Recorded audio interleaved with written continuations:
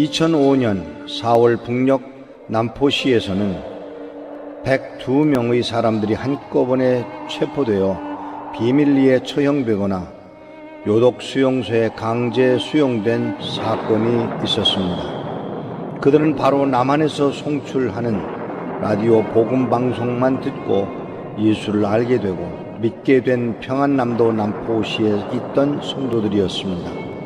40명은 바로 즉결 총살에 처해졌었고 처형되지 않고 남아있던 62명의 성도들은 모두 남포 보안소 구류장에 구금되었는데 당시 이들의 두려움 없는 믿음은 보안소 사람들을 한동안 깜짝 놀라게 했다고 전하고 있습니다.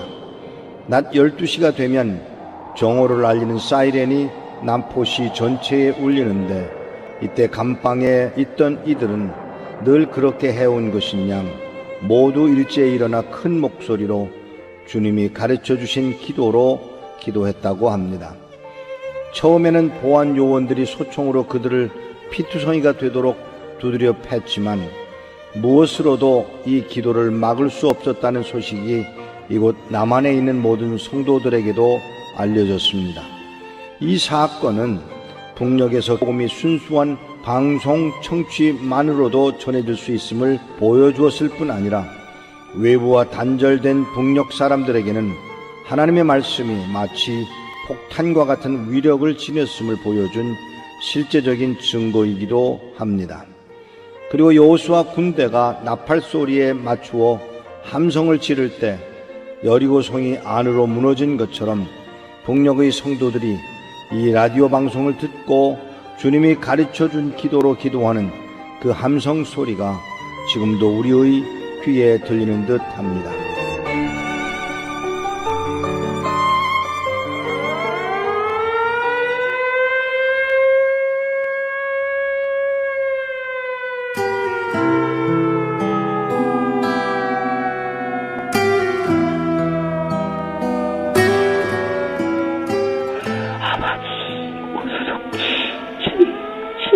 주님이 밝은 빛 비춰주시고 주여 오소서기 구원하여 주시옵소서. 주님을 몰라서 죄를 짓는 백성이 얼마나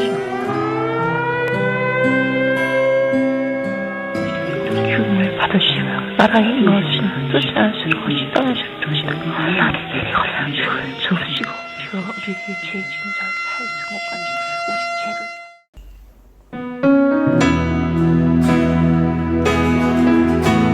그 영광을 오늘 우리에게 비추어 주십니다. 대산을 넘어 대산을 넘어 엄곡에 가도 빛 가운데로 걸어가면 주께서 항상 지키시기로 약속한 말씀 변치 않네. 하늘의 영광 나의 맘속에 차고도 넘쳐 할렐루야를 힘차게 불러 영원히 주를 찬양하리. 대산을 넘어 엄곡에 가도 빛 가운데로 걸어가면 주께서 항상 지키시기로 약속한 말씀 변치 않네. 캄캄한 밤에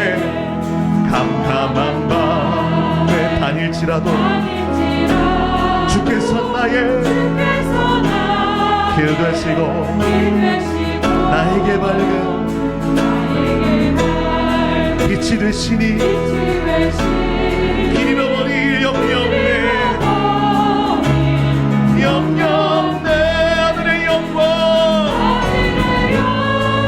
하늘의 영광 나의 맘속에 차고도 넘쳐 할렐루야를 힘차게 불러 영원히 그를 찬양하리.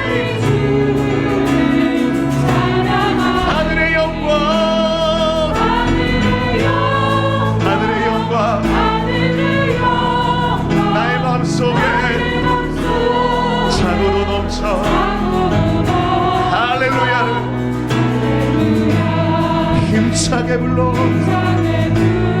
영원히 주를 찬양하니 광명한 금이 광명한 금 마음의 바다 명랑한 천국 바라보고 할렐루야를 힘차게 불러 날마다 빛을 걸어가리라 광명한 금이 광명한 금 마음의 바다 명랑한 천국 바라보고 할렐루야를 힘차게 불러 날마다 빛을 걸어가리 하늘의 영광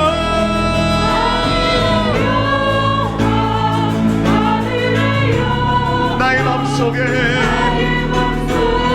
차고도 넘쳐 할렐루야를 힘차게 불러 영원히 주를 찬양하리 하늘의 영광 하늘의 영광 나의 맘속에 차고도 넘쳐 할렐루야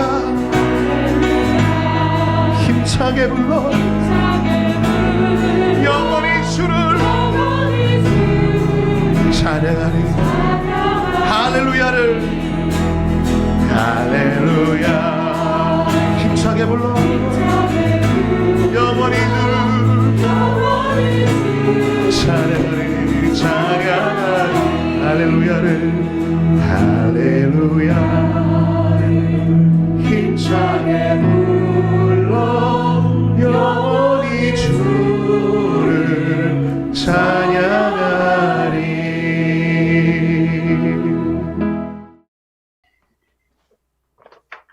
22장 1절부터입니다. 그러나 예수께서 이에 대응하여 다시 비유들로 사람들에게 말씀하셨다. 하늘나라는 자기 아들을 위해 혼인잔치를 베푼 어떤 왕에 비길 수 있다. 왕이 신하들을 보내어 그 잔치에 초대받은 이들을 부르게 하였으나 그들은 오려고 하지 않았다. 이에 왕이 다시 다른 신하들을 보내어 초대받은 이들에게 보내어 내가 잔치장을 베풀고 소와 살찐 송아지를 많이 잡고 준비를 모두 갖추었으니 혼인잔치에 오라라고 말하도록 지시하였다. 그러나 그들은 이 초대를 가볍게 여겨 어떤 이는 자기의 밭으로 어떤 이는 자기의 장사일로 나가버렸다. 또 다른 이들은 왕의 신하들을 붙잡아 모욕하고 죽였다. 그러자 그 왕이 진노하여 자기 군대를 보내 그 살인자들을 멸하고 그 도시를 불살랐다. 그 후에 왕은 자기 신하들에게 말했다. 혼인잔치가 준비되었으나 초대받았던 이들은 이 잔치에 참석할 자격이 없다. 그러므로 너희는 고울고울을 산낯이 누벼 보이는 사람들을 모두 잔치에 불러들여라. 이에 신하들이 길에 나가 보이는 사람들을 악인이든 선인이든 모두 불러 모으니 마침내 잔치 자리가 손님들로 가득 채워졌다. 이때 왕이 나와 참석한 손님을 둘러보는데 거기에 잔치집 내복을 입지 않은 한 사람이 보이니 그에게 동무여, 그대는 어떻게 잔치집 내복도 입지 않고 여기에 들어왔는가? 라고 물었다. 그러나 그는 입을 다물고 있었다. 이에 왕이 신하들에게 그의 발과 손을 묶고 바깥 어두운 곳으로 끌어내라. 사람들이 거기서 슬피 울며 이를 갈 것이다 라고 말했다.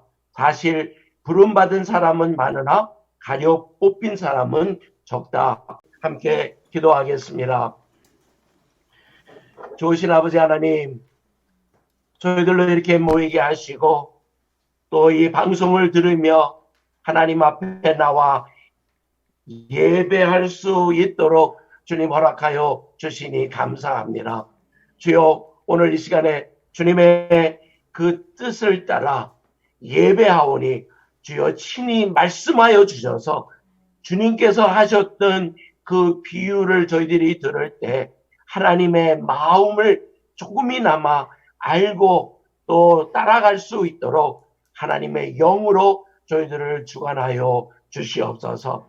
이 방송을 듣는 북에 있는 성도들도 하나님 보호해 주시고 지켜주시고 이 말씀을 통하여 또 한 번 용기를 내고 하나님을 찬양함에 부족함이 없도록 역사하여 주시옵소서.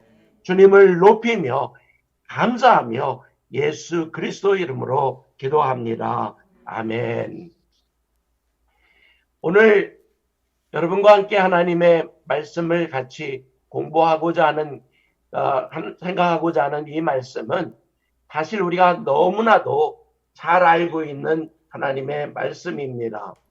그래서 이 내용을 얘기를 한다 그랬을 때 이 혼인잔치에 대한 내용을 얘기할 때 보면 먼저는 옛날 에덴 정원에 일어났었던 하나의 큰 사건 중에 아담이 하와를 만났을 때 얼마나 놀랐는지 여기에 성경에는 기록이 되어 있지 않지만 원문에는 표현이 되기를 와 너무나 놀랍다.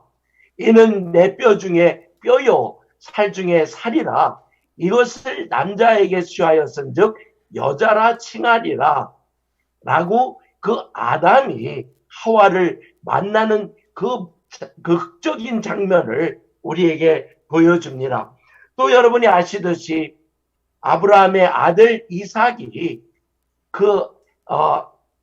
리브가를 만나러 엘리에셀을 통하여 리브가를 데려왔을 때 그의 마음이 얼마나 기뻤는지 모른다고 하는 그 결혼 이야기가 창세기 24장 전체를 다 커버합니다. 또 그 후에 야곱이 그 사랑하는 라헬을 얻기 위하여 7년 동안 레아를 위하여 일하고 또 7년 동안 라헬을 위하여 일하던 그런 그 결혼이라고 하는 것 자체가 얼마나 아름답고 멋지고 엑사이팅한 것인지 놀라운 것인지 다시 한번 성경을 통하여 보게 됩니다.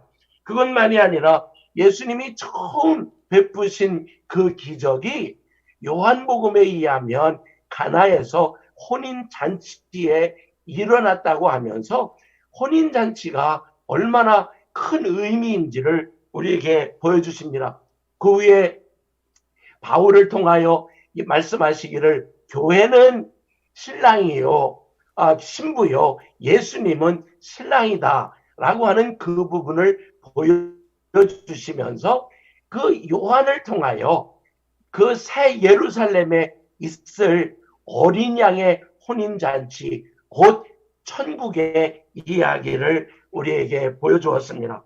그런데 이번에 오늘 함께 같이 나누는 이 비유의 이 배경을 가만히 보면 이 배경을 얘기한 그때가 고난주간 셋째 날인 화요일에 있었습니다.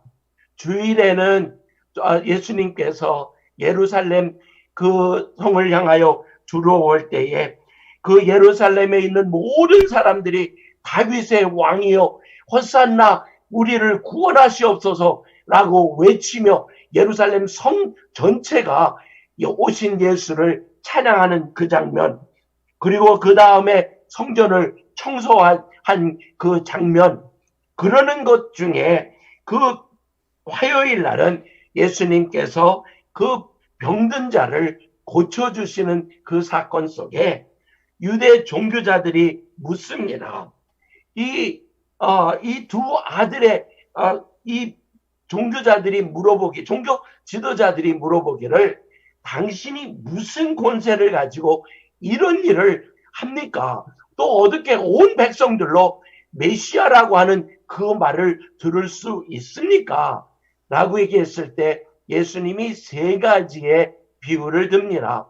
그 중에 첫 비유가 두 아들의 비유인, 한 아들이 아버지가 포도원에 가라고 했을 때 가갔다고 한 아들이 돌아서서 포도원에 가지 않습니다. 그런데 둘째 아들은 안 가갔다고 하다가 가는 길에 아버지한테 순종하는 것이 낫겠다 생각했던 그 두 아들의 그 비유는 결국에는 유대 종교 지도자들의 불순종을 지적을 한 것입니다. 그러고 난 다음에 두 번째 비유는 포도원 주인과 악한 농부의 그 비유 속에 포도원 주인이 그 농사진 것에 대하여 얼마를 받고자 하여 그 아들을 보냈을 때 그 아들을 죽이는 그 사건을 두고 유대 종교 지도자들의 악행을 지적하면서 지금까지 너희들이 행한 것이, 너희 그 조상들이 행한 것이 하나님이 보낸 그 선지자들과 대언자들, 하나님의 일꾼들을 죽였다라고 하는 그 악행을 범했다라고 하면서 그들에게 심판을 경고합니다. 근데 오늘 함께 나누고자 하는 이 비유는 혼인잔치 비유입니다. 우리가 성경에 혼인잔치라고 하는 그 내용은 사실 예수님께서 우리에게 가르쳐 주시는 천국의 모습을 얘기하면서 이 비유를 시작할 때 천국은 마치라고 이 혼인잔치를 준비하는 왕 또는 임금, 그 주인의 그 마음을 얘기할 때에 여기에서 가리키고자 하는 그 내용인즉 메시아를 거절하는 유대 그 지도자들에 대한 심판과 또 새로 이루어지는 예수 그리스도를 통한 그 교회, 새로운 공동체 형성이 일어날 것을 이야기합니다. 오늘 이 비유를 보면서 여기에 나오는 인물들이 있습니다.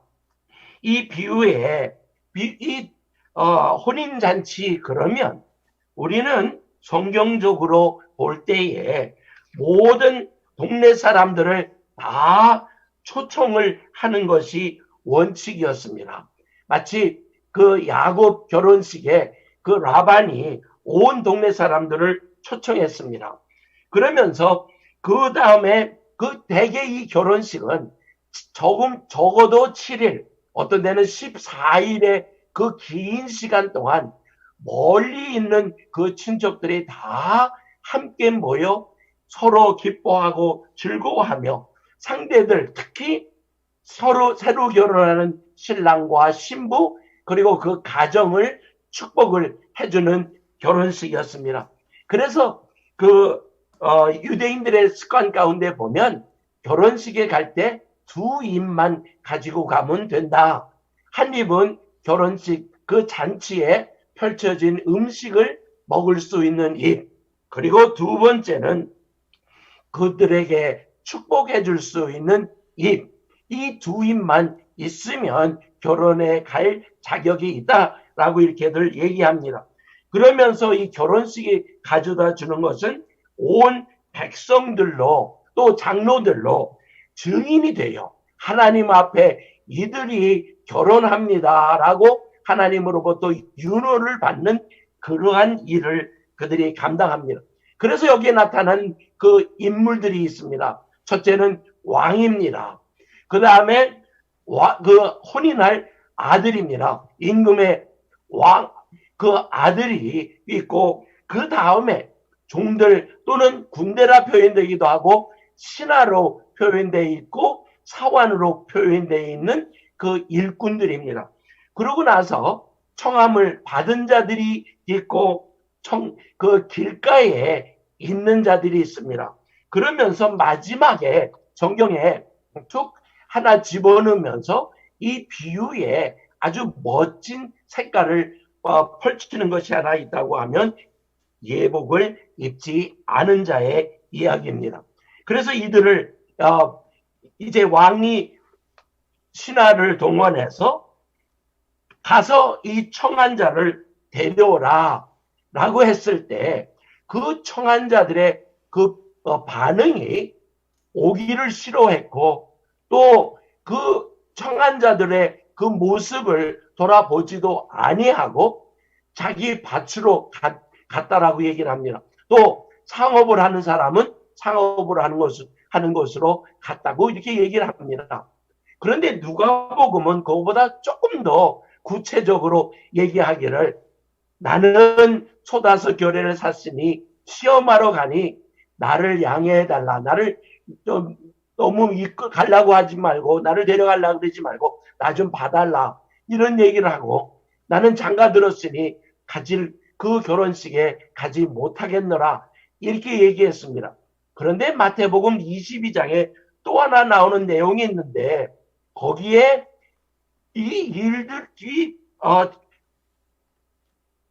잔치가 있는 것을 알리는 그들에게 그들을 잡아서 능욕하고 죽이는 사건이 일어난 거예요. 그랬을 때 왕의 반응은 어떻겠습니까? 당연히 왕이 화가 납니다. 그리고 그 죽인 그 일 때문에 군대를 보냅니다. 아마도 이 얘기를 할 때는 어쩌면 유대 그 지도자들은 이런 생각을 했을는지 모릅니다. 맞아. 사사기 때에 그 백성들이 하나님을 멀리 했을 때는 이방 군대를 동원하여 그 사사기에 있던 그 사람들로 하나님 앞에 회개하게 했었지, 또는 그 백성들이 유다 백성들이 하나님을 올바로 섬기지 아니했을 때 바벨론의 군대가 쳐들어왔던 것을 그들로 기억하게 하는 그 내용이 있는지도 모릅니다. 그런데 이렇게 자기 백성들, 자기의 종, 자기 신하를 죽인 것을 아시고 하나님은 이 살인한 자들을 진멸하셨다고 그러고 그들의 살던 동네를 다 불살랐다라고 얘기를 합니다. 여러분, 이 얘기를 하는 동안에 거기에 유대 지도자들이 듣고 있을 그 내용, 여러분 아마 생각을 하실 수 있을 것입니다.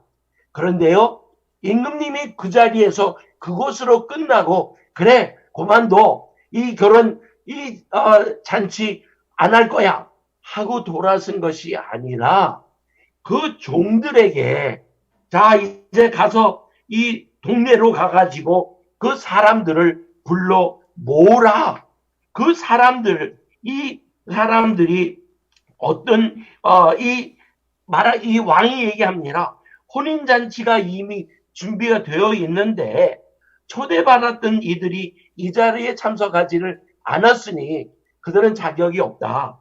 그런데 여기에 다른 사람들이 분명히 있을 터이니 너희들은 그들에게 가서 고을을 샅샅이 두죠. 그들 그 안에서 사람들을 데리고 오라. 그러면서 말씀하시기를 그 초대받은 자들, 길가에서 만난 자, 악한 자, 선한 자, 그러면서 예복을 입은 자들. 그런데 딱 한 사람이 예복을 입지 않은 사람이 있다라고 마태는 기록을 합니다. 그런데 누가는 그 악한 자, 선한 자 더하기 가난한 자, 몸 불편한 자, 맹인, 저는 자들까지도 불러 드리고 오라라고 하는 그 명령을 받고 사람들이 나갑니다.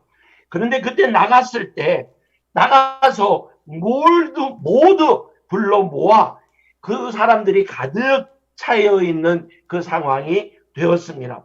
여러분, 가득 차 있는 그때에 대해서 왕이 나타납니다.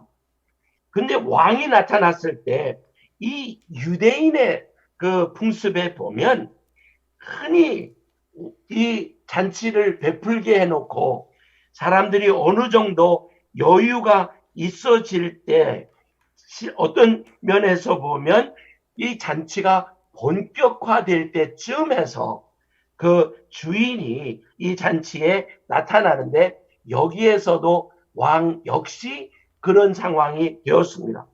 나 와서 보니까 정말 온 동네 사람들이 다 모였습니다. 악한 자, 선한 자, 가난한 자, 몸 불편한 자, 맹인, 저는 자, 정말 불쌍해 보이는 사람, 모든 사람이 다 있는데 딱 한 사람이 이 임금에게 눈에 거슬리는 일이 일어난 것입니다. 그 사람은 옷을 입지 않은 자였습니다. 유대인들의 그 풍습을 보면 흔히 이 혼인잔치에는 이 혼주가, 그러니까 이 잔치를 베푸는 사람이 대개 예복을 나눠줍니다. 그래서 자기들이 입고 왔던 옷을 벗든지 아니면 그 위에 입고 들어오므로 예식을 갖추어서 정말 아름다운 혼인잔치를 가지는데 딱 한 사람만은 옷을 입지를 않았다는 것입니다. 자, 이 옷을 안 입었다는 그 말, 어떻게 보면 그 임금을 무시한 말, 어떻게 보면 그 임금에 대하여 불성실한 그런 자리, 아니면 임금에 대하여 무시하는 처사였을는지 모릅니다. 그런데 이 예복을 입지 않은 자를 향하여 그 임금이 말합니다. 어찌하여 예복을 입지 않고 여기 들어왔느냐? 어찌하여 예복을 입지 않았느냐? 왜 다른 사람은 다 입었는데 가난하고 몸불편하고 맹인이고 악하고 선한 자들 다 그래도 이곳에 불림을 받아 왔기에 다 옷을 입었는데 어찌 너는 그 작은 거 하나 그것도 지키지 않았느냐? 그랬더니 그는 말을 못했다. 입을 다물고 있었다라고 합니다. 그가 우리 한국말로는 유구무원이라고 그랬고 북한어로는 입을 다물고 있었다라고 했을 때 임금님이 말합니다. 사관들에게 그의 발과 손을 결박하여 그 어두운 곳에 내어 던져라. 그러면 그곳에 던져져서 슬피 울며 이를 갈미 있을 것이다. 이렇게 얘기를 합니다. 마태복음 22장을 넘어서 25장에 가면 거기에 주어지는 예화 속에도 슬피 울며 이를 갈미 있다라고 하는 그 얘기는 지옥에 던져지는, 아니 천국에 못 들어오는 그 내용을 얘기를 합니다.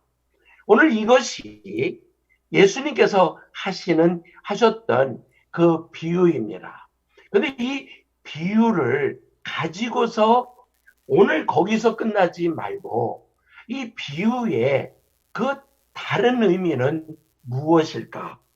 왜냐하면 단순히 유대인들을 향해서, 단순히 유대인 지도자들을 향하여 거기에 있는 제사장이나 장로들이나 서기관들, 바리새인들을 향하여 하신 말씀 그것만이 아니라 이 비유에 숨어있는 하나님의 그 뜻, 그 마음, 그 계획, 곧 우리가 얘기하는 선교라고 하는 선교적 접근으로 이 비유를 이야기한다고 할 때에 과연 그것은 무엇일까? 그랬을 때 먼저 우리 하나님을 한번 보십시다. 하나님은 어떠셨을까? 사실 저는 생각을 하면서 이 혼인을 준비하시는 하나님은 많이 기쁘셨을 거라 생각합니다.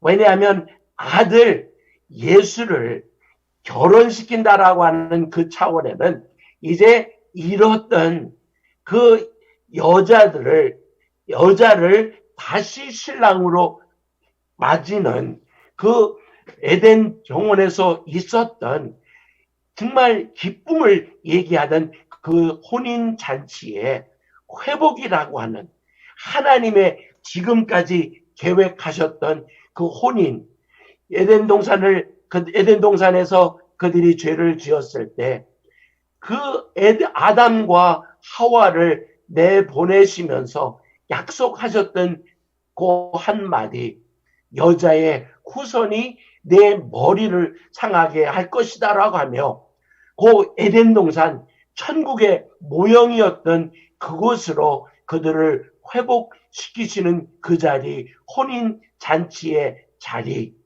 그 자리에 그 백성들을, 아니 신부를 보여주고 싶으신 그 하나님의 기뻐하시는 그 뿌듯함이 있지 않으셨을까.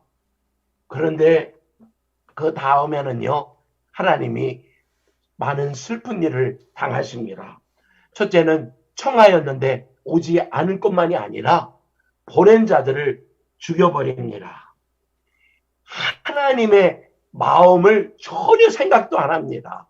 하나님이 누구인지, 아니 임금님이 보내셨으면 그래도 예의상으로 와야 하는 것인데 오는 것이 아니라 피하고 자기 할 일로 하고, 그리고 장가가고 소 다뤄보고 이런 일에 바쁘며 하나님의 마음을 전혀 몰라주는 그들을 보셨을 때 하나님은 슬퍼하실 것입니다.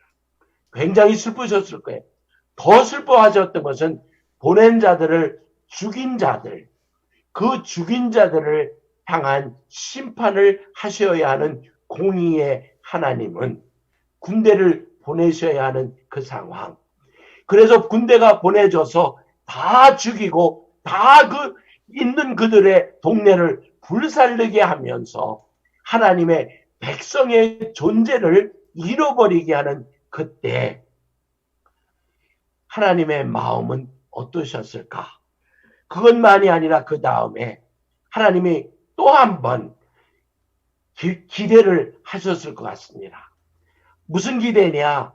다른 종들을 보내며 이 잔치에 어느 누구든지 그들이 발을 절든 맹인이든 몸이 불편하든 가난하든 악인이든 아니 선한 자든 그 길가에서 올 수만 있으면 다 오라고 이렇게 그 종들을 보내실 때에 주님은 또 한 번, 지난번에는 기뻐하셨는데 이제는 기대하지 않으셨을까?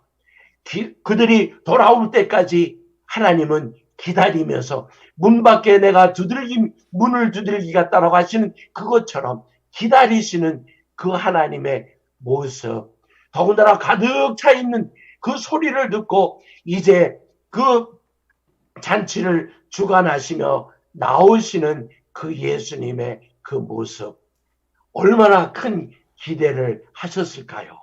그런데요, 거기에 도착했을 때 한 사람 때문에, 한 사람이 옷을 입지 아니한 상황으로 그 자리에 있을 때 얼마나 하나님의 마음이 아프셨을까.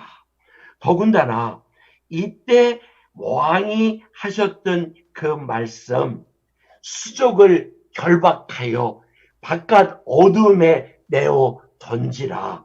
거기서 슬피 울며 이를 갈미 이깠다라고 하는 그 말씀을 하시는 그 하나님의 그 실망함. 여러분 느끼세요? 하나님이 어떠셨을까? 이 비유를 얘기하시면서 그냥 유대인들을 향한 그 잘못된 것을 지적하면서도 정말 하나님의 마음을 우리에게 알려주는 것은 아닌가 생각을 해봅니다. 그러면서 그 다음 우리 하나님에 대한 얘기는 그렇다고 하면 우리는 어떻겠습니까? 첫째는 우리도 주님의 청함을 받았습니다. 그래서 이스라엘을 청하였다가 이스라엘이 하나님 앞에 순종하지 아니하므로 사도 바울의 이야기처럼 먼저 이방인들을 불러 구원코자 하기 위하여 이스라엘을 잠깐 머물게 하신 그 하나님의 계획 속에 우리도 하나님의 부르심으로 받는 그 청함을 받는 그 자리에 가게 하신 그 하나님, 그것으로 인하여 우리도 잔치에 참여하게 됩니다. 이 잔치, 근데 어떤 잔치인지 아십니까? 하나님이 베푸신 잔치, 내가 오찬을 준비하되 소와 살찐 짐승을 잡아 모든 것을 갖춘 혼인잔치에 우리를 청하여서 우리로 참여케 하신 그 하나님, 그 하나님의 그 은혜, 그것을 누리는 우리가 이 스토리, 이 비유 안에 있는 것을 우리가 보게 됩니다. 그런데 하나님이 요구하신 것이 있었습니다. 우리로 예복을 입어야 한다는 것입니다. 어떤 예복이냐면 그 갈라디아 3장 27절에 말씀하신 것처럼 누구든지 그리스도와 합하여 세례 받은 자는 그리스도로 옷 입었느니라 한 것처럼 그리스도의 옷, 세례를 받아야 한다는 것입니다. 그래서 이 세례를 받은 자는 요한계시록에 우리에게 말씀하여 주시기를 깨끗한 세마포라고 그랬는데 그 세마포를 표하여 성도들의 옳은 행실이라고 했습니다. 우리의 삶이 예전에 그 삶이 아니라 이제는 주님과 함께 사는 그 삶, 주님이 원하시는 그 삶, 예수 그리스도의 사람은 육체와 함께 그 정과 욕심을 십자가에 못 박았다라고 하시는 그 말씀대로 우리가 살아갈 때에 곧 주님이 원하시는 그 예복을 입었다고 하는 것입니다. 오늘 이 예복을 입은 우리가 되어 하나님의 마음에 합한 자가 되기를 예수 그리스도 이름으로 축복합니다. 그것만이 아니라 그 말씀을 하시는 예수님은 어떠셨을까요? 이 얘기를 하시면서 사실 예수님 그 상황에 화요일입니다. 이제 내일 모레면 목요일 밤에서부터 시작해서 그 유대인 지도자들에게 잡히고 또 금요일에는 십자가에 달리셔서 죽으셔야 할 것을 알고 계신 예수님이 이제 이 관중들, 여기에 있는 사람들, 특히 유대 그 지도자들, 아니 그 많은 유대인들을 바라보면서 예수님의 안타까움, 청함을 받은 자는 많되 택함을 입은 자가 적은 것을 알고 계신 예수님은 얼마나 안타까우실까요? 왜냐하면 예수님의 죽으심은 온 인류를 위한 죽으심에 이 유대인들도 포함이 되어 있는데 그들이 할 수 있는 것, 그렇게 많은 것을 그들에게 요구하는 것은 그렇게 많은 것이 아니라 세례받고 하나님께서 입으라고 하는 그 옷을 입고 나가면 되는데 그것을 하지 못하는 이 예수님의 마음을 모르는 그 사람들을 바라보고 있는 예수님의 그 안타까움, 여러분 느끼세요? 그것만이 아니라 주님이 기다리시고 계시면서 내가 문 밖에서 두들기노니 라고 기다리시는 그 모습 속에 여기에 이 소리를 듣는 자들이 그 비유를 듣고 그 찔림을 받고 잘못했다고 무릎 꿇고 회개하면 좋겠지만 성경은 이야기하기를 그것이 자기들에게 하는 것이라고 알고서 예수를 어떻게 죽일까라고 계획을 했지만 그 주변에 있는 사람들이 예수를 메시아라 여겼기에 두려워 죽이지 못하는 그 상황에 기다리시는 그 예수님. 오늘 이야기를 그 유대의 지도자들을 향한 그 소리만이 아닌 하나님의 아픔을 우리로 좀 알아주기를 원하시는 예수님의 이 비유. 오늘 이 비유를 들으며 오늘 우리는 어떻게 살아야 할까? 그것을 결론으로 한번 봅니다. 첫째는 하나님의 마음을 알고 하나님을 기쁘게 하는 삶을 이제 주님이 오실 그때까지 살아가는 여러분이 되기를 그리스도 이름으로 축복합니다. 그렇게 하려면 먼저는 하나님의 나라가 이미 이루어진 것을 여러분 믿으시길 바랍니다. 여러분이 예수 그리스도를 주라 시인하였기에 여러분은 이미 하나님의 백성이 되어 하나님의 나라에 여러분이 임하셨음을 믿으시길 바랍니다. 그래서 여러분의 삶이 변화하여 하나님의 기쁨이 되는 그 삶을 누리며 살아갈 수 있는 그 천국 잔치가 지금 이미 여러분 삶에 진행이 되고 있기에 여러분은 찬양할 수 있습니다. 내 영혼 평안해, 내 영혼, 내 영혼. 이렇게 여러분은 찬양할 수 있을 것입니다. 그러며 여러분 진정한 그 마지막 예수 그리스도의 재림이 있을 때에 주님과 함께 영원한 그 삶 속에 여러분은 그 기쁨을 누릴 수 있음을 믿으시기 바랍니다.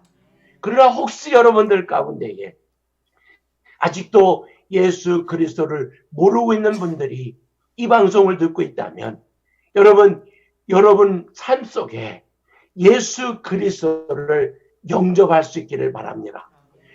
너무나 제가 하는 말을 또박또박 따라가지 않아도 됩니다. 아니 머리를 숙이고 눈을 감지 않으셔도 됩니다. 어디에 있든지 방에 있든지 들에 있든지 아니 이 방송을 듣고 있는 여러분이 이 방송 속에 맞아 나도 저 잔치에 참여하고 싶어. 이 잔치에 참여하기를 원하시면 이렇게 따라하시기라. 하나님 지금까지 하나님을 알지 못하고 살아왔습니다.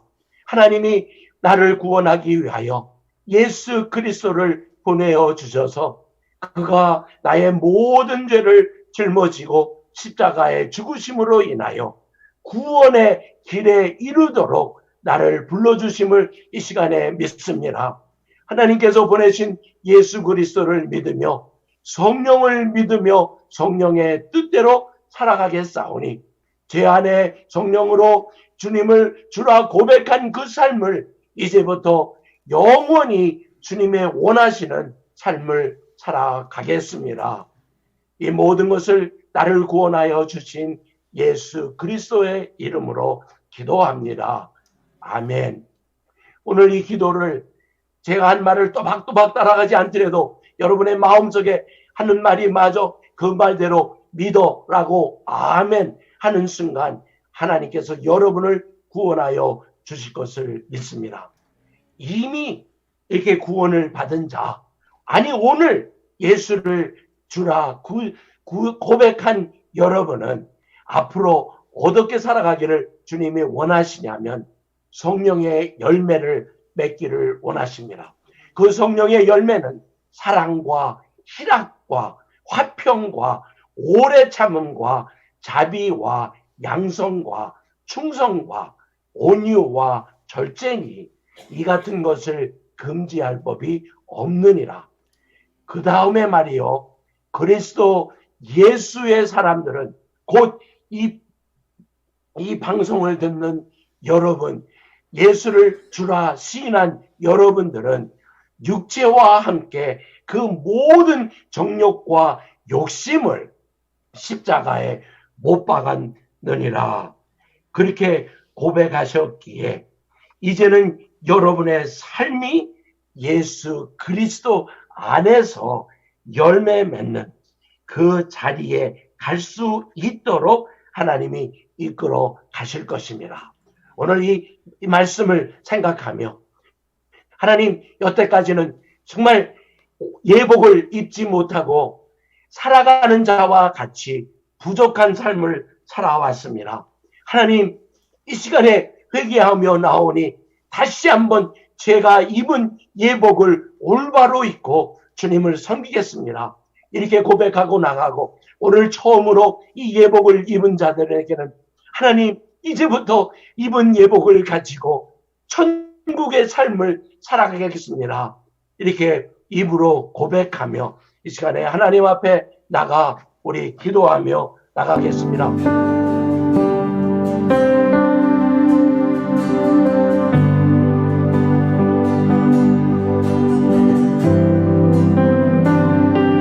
주님 예수 다시 올 때 그날 영접할 예복이 있는 날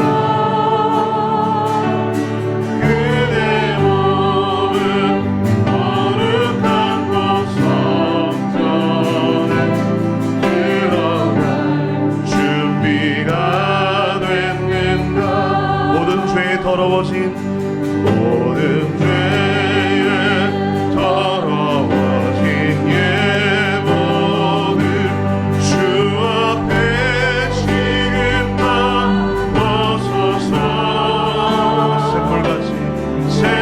샘물같이 솟아나는 보혈 눈보라 너희에게 씻으라 예수의 보혈로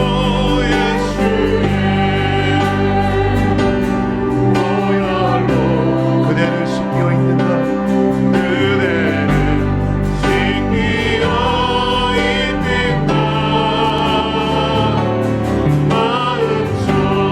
마음속에 여러 가지 죄악이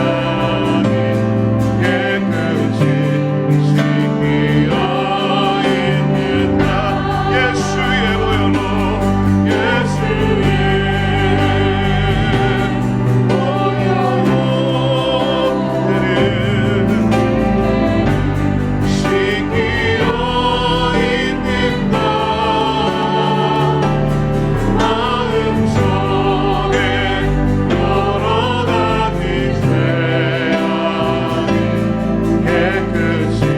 보혈로 말씀을 붙잡고 주 앞에 주님의 혼인잔치를 예비하는 은혜가 있기 원합니다. 함께 기도하십시다.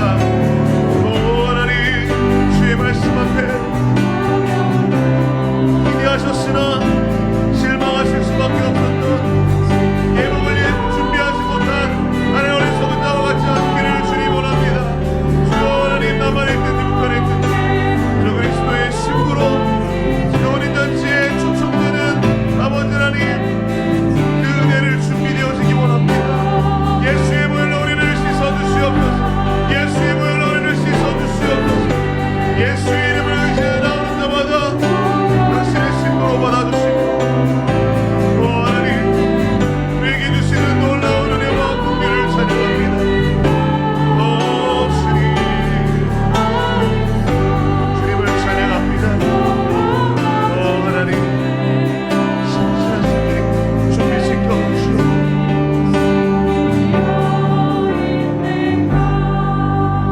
함께 계속해서 북한을 위해서 기도하겠습니다. 오늘 기도할 제목은 우상 숭배의 견고한 진이 무너지게 하소서 라는 기도의 제목입니다. 보이부 내에 김정은 혁명 역사 연구실이 생겼습니다. 북한은 어느 단위에서 시작하면 전국적으로 실행이 되는 구조입니다.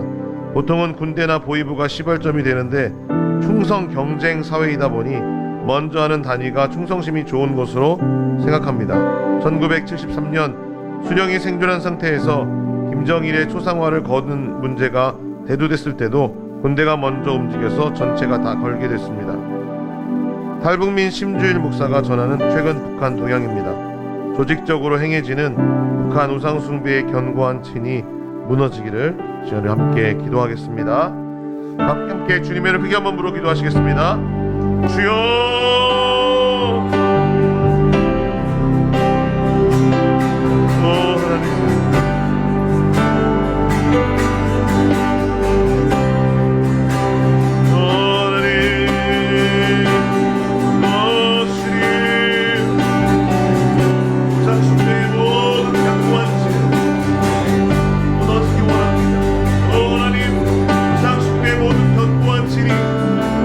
예수 그리스도의 이름의 능력으로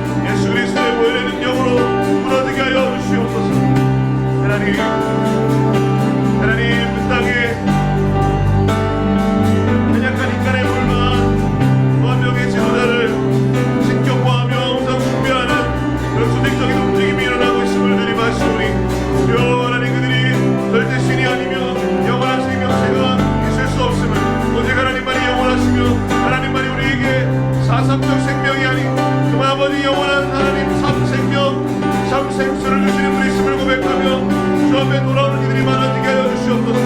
이 거짓된 우상 숭배의 조직적인 악행이 끊어지게 하여 주시고 예수 그리스도 오직 한 분 그 이름만 높임 받으시기 원합니다. 북한 땅에서도 오직 주님만 높임 받으시기를 원합니다. 오 할렐루야. 주님 찬양.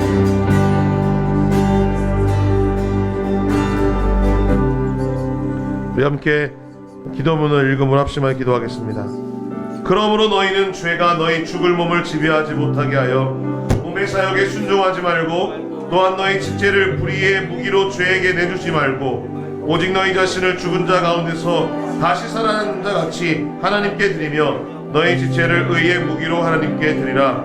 로마서 6장 12절에서 13절을 의지하여 김일성, 김정일에 더하여 김정은까지 우상 숭배를 강화하는 북한의 상황을 주님 손에 올려드립니다. 북한 전역에 퍼져있는 김일성 일가 동상과 조형물, 사적지, 혁명역사연구실 등이 사라져 인간을 숭배하는 죄악이 그치게 하여 주옵소서. 또한 우상화로 세뇌받는 북한 동포들을 불쌍히 여겨주셔서 하나님의 영광을 무익한 것과 받고 헛된 것을 숭배하다 영원한 사망에 이르지 않도록 붙잡아 주옵소서. 예수 그리스도의 이름으로 기도합니다. 아멘. 우리 오른손 들고 찬양하겠습니다. 하늘